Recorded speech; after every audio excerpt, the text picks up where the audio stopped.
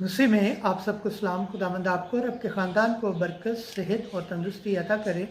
मसीह यीशु नासरी के नाम से आमीन। खजूरों का इतवार आप सबको मुबारक हो। आज की अंजिल मुक़द्दस लूका के मुताबिक 19 बाब 28 से 40 है। मुबारक है वो जो खुदावंद के नाम से आता है।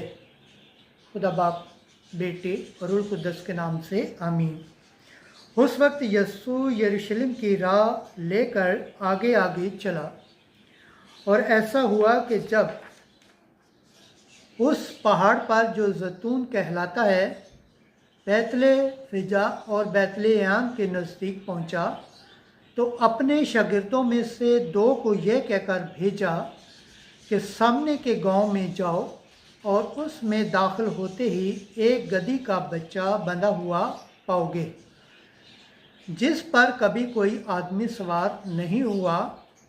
उसे खोल कर लाओ, और अगर कोई तुमसे पूछे कि क्यों खोलते हो, तो उससे यूं कहना कि खुदावंद को दरकार है।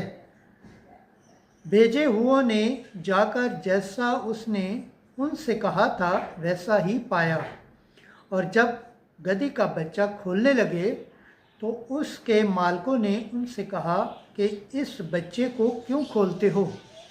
उन्होंने कहा कि खुदावंद को दरकार है, और वो उसको यीशु के पास लाए और अपने कपड़े उस बच्चे पर डालकर यीशु को सवार किया।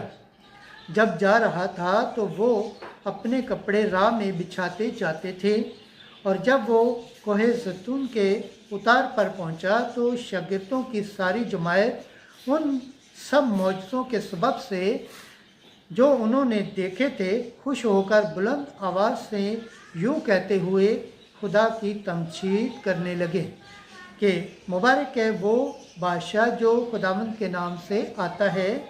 आसमान पर सलामती और आलम बाला पर जलाल। और उस हजूम में से बाज फरीसियों ने उससे कहा कि ए उस्ताद, अपने शागिर्दों को छिड़। और उसने जवाब में कहा, मैं तुमसे कहता हूँ कि अगर ये चुप भी रहें तो पत्थर चिल्ला उठेंगे। अंजिल मुक़द्दस के सिला से हमारे गुनाह माफ़ किए जाएँ। ए मसीह, तेरी सताइश हो। खुदावंद के पाक कलाम पढ़े और सुन जाने पर खुदावंद की बरकत हो। खुदावंद का शुक्र हो। आमीन। खुदा बाप, बेटे और रूह कुद्दस के नाम से आमीन।